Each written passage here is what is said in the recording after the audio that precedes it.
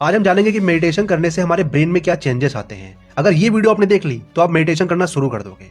और जब मैं मेडिटेशन की बात करूंगा तो माइंडफुलनेस मेडिटेशन की बात करूंगा, क्योंकि माइंडफुलनेस मेडिटेशन पे स्टडीज हुई हैं और हार्वर्ड यूनिवर्सिटी का एक रिसर्च पेपर है जो मैं अपने ब्रॉडकास्ट चैनल पे अपलोड कर दूंगा। आप वहां पे स्टडी को पढ़ भी सकते हो। तो देखा गया कि जब आप 8 वीक तक मेडिटेशन करते हो तो आपके ब्रेन का जो एमिगडाला होता है ना, ये जो ग्रीन कलर का आपको दिख रहा है, ये एमिगडाला होता है ना।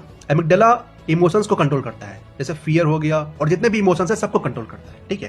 तो जब 8 वीक तक मेडिटेशन करते हो तो भाई आपका एमिगडाला जो होता है वो छोटा होने लगता है, ठीक है। और ये स्ट्रेस देखो, जब आप बहुत ज्यादा स्ट्रेस लेते हो तो आपके ब्रेन में एक केमिकल छूटता है इंटरल्यूकिन 6, ठीक है। तो जब आप 8 वीक तक लगातार मेडिटेशन करते हो तब आपके ब्रेन में इंटरल्यूकिन 6 की मात्रा कम हो जाती है। तो भाई इसीलिए कहा जाता है कि जब आप रेगुलर मेडिटेशन करते हो तो आपको स्ट्रेस नहीं होता है। अब बात करते हैं प्री फ्रंटल कॉर्टेक्स की। तो प्री फ्रंटल कॉर्टेक्स हमारी मेमोरी के लिए, इंटेलिजेंस के लिए, कंसंट्रेशन के लिए और डिसीजन मेकिंग प्लान बनाने के लिए और सोशल बिहेवियर के लिए जिम्मेदार होता है।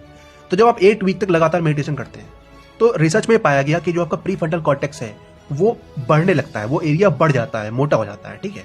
जब प्री फ्रंटल कॉर्टेक्स का एरिया बढ़ जाएगा तो आपकी मेमोरी बहुत अच्छी हो जाएगी, इंटेलिजेंस पावर बहुत अच्छी हो जाएगी, आपका कंसंट्रेशन बहुत तगड़ा हो जाएगा, है ना। डिसीजन मेकिंग की क्षमता बहुत तगड़ी हो जाएगी, आप बहुत अच्छे अच्छे प्लान्स बनाओगे, सोशल बिहेवियर आपका बहुत तगड़ा हो जाएगा। अब बात करते हैं ग्रे मैटर की। देखो, मैंने ये ब्रेन इस तरीके से बनाया ताकि आपको एमिगडाला के बारे में समझा सकूं और प्री फ्रंटल कॉर्टेक्स के बारे में। अब ये भी एक आप ही का ब्रेन है, इसको मैंने इस तरीके से इसलिए बनाया ताकि आपको मैं ग्रे मैटर के बारे में समझा सकूं। तो जब आप 8 वीक तक लगातार मेडिटेशन करते हैं तो भाई आपके माइंड का जो ग्रे मैटर होता है ना, वो 40% ऑफ द ब्रेन होता है। तो जो ग्रे मैटर होता है वो बढ़ने लगता है। जब ग्रे मैटर बढ़ेगा, ग्रे मैटर रिलेटेड होता है भाई थिंकिंग पावर से और आपकी कार्य क्षमता से, ठीक है। तो जब ग्रे मैटर बढ़ता है ना भाई, ये जब ग्रे मैटर बढ़ता है, जब आप डेली 8 वीक तक मेडिटेशन करोगे तब वो ग्रे मैटर बढ़ेगा।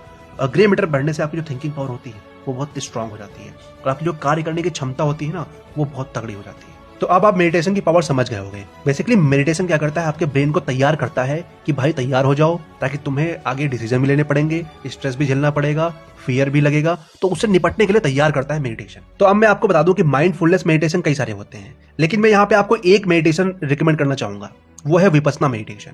आप विपस्सना मेडिटेशन करो डेली अपने लिए केवल 10 मिनट निकाल लो।